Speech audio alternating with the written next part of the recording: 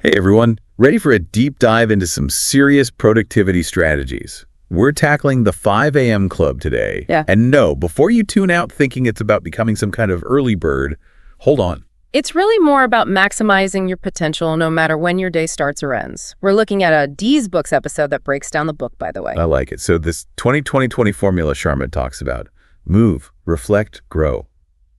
Sounds deceptively simple, right? There's real science behind it, though. That first 20, the exercise, you're not just waking up, you're setting off dopamine, serotonin, basically the brain chemicals that impact your mood and energy all day long. So like a neurochemical jumpstart? Yeah. I'm into it. The reflect part, though, that's key for me, especially because I'm all about gaining knowledge effectively. How's that fit in?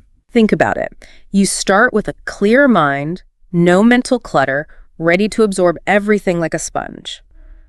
That's the power of that reflection, whether it's meditation, journaling, just quiet time. Clearing the inbox before the day's emails hit, love it. And then that last 20 minutes for grow time, even a little bit each day, must add up over time. Exactly. And especially for someone like you who values continuous learning, imagine 20 minutes every morning, reading, podcasts, even just thinking about what you learned. It compounds, right? Big personal and professional growth over time. Like the saying, journey of 1,000 miles, but with 20-minute blocks. Not all of us are morning people, though. This victory hour, does that even apply if you don't exactly spring out of bed at dawn? Oh, it totally does. The key is it's about finding your peak time, not forcing Sharmas on everyone. Maybe it's 7 p.m. after the kids are down. Maybe it's lunch break. It's that dedicated time where you hit your mental A game, no distractions. Finding what works for you, not some cookie-cutter mold. That seems to be a theme in a lot of self-improvement stuff, actually. 100%. It's knowing your rhythm and working with it, not fighting against it. Okay, so we've got the formula, we've personalized the victory hour. What else did this D's Books deep dive reveal about the 5 a.m. club? Well, they talked about this 66-day rule for building habits. Apparently, it takes at least that long to make something stick, 66 days of really sticking with it. Yeah, I've heard that, about it taking that long. Makes sense, though, right? Real change doesn't just happen overnight. It's like building a muscle, you know what I mean? You got to work it consistently to see results. Same with habits. The more we stick to them, even the small ones, the more natural they become. I like that analogy. Speaking of building, Sharma talks about these inner empires, too. What's that about? How does that fit into this whole personal mastery thing? Okay, so he says real success isn't just about, external stuff, achievements and all that. It's about these 4 interior empires: mindset, heart set, health set, and soul set, he calls them. Okay, I like the sound of this already. Holistic approach. So, mindset, I feel like that's a popular buzzword these days. Yeah. What's it mean in this context? It's about cultivating that positive, growth-oriented outlook, challenging your limiting beliefs and all that, and embracing learning, the possibility of things. This one's probably right up your alley, to be honest. Always up for learning something new. And definitely room for growth, always.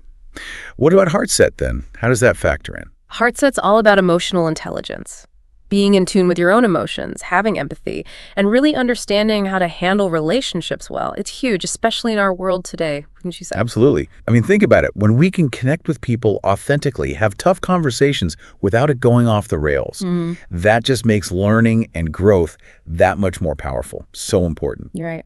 Okay, so then there's health set, which might seem obvious, but... Easy to forget how much our physical health impacts everything else, our minds included. Exactly. Exercise, good food, sleep. Sharma's big on this stuff being the baseline for a sharp mind. And we need that sharp mind to really process and retain all that knowledge you're after, right? Totally. It's all connected. Okay, last but not least, soul set. This one sounds a little, almost mystical. It's definitely more on the spiritual side, but really powerful. Connecting with your purpose, your values, finding that deeper meaning in life, It's not just about checking things off the to-do list. It's about the why behind it all. I did. So you've got our mindset, heart set, health set, and soul set all aligned. It's a lot of inner work. But how do we actually make those empires stronger, day to day? What does it look like practically? That's where the discipline comes in, the mastery part. Sharma's big on this idea that real success, inside and out, it's rarely about some talent you're born with or luck.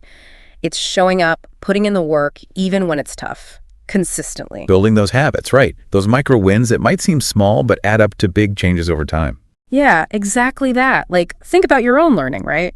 You didn't just become a knowledge whiz overnight. It was constant effort, seeking out new stuff, those little aha moments along the way. Celebrating those small wins, for sure. Even if it's just like finally getting a concept or finishing a book. And those are motivating too. Each one's like a stepping stone. Yeah, right. Keeps you going, makes it easier to stick with it for the long haul. So it's not about being perfect. It's about constantly growing, improving, which honestly, that's kind of a relief. Right. And it's something anyone who loves learning can get behind. The journey matters just as much as the destination, maybe even more. It's those aha moments, those breakthroughs that make it all worthwhile.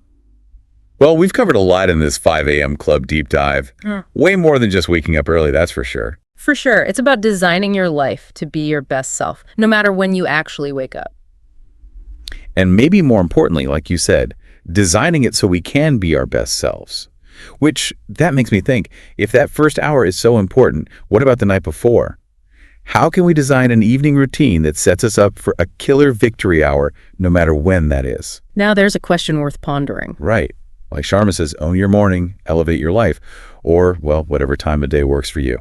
Thanks for joining us for this deep dive, everyone.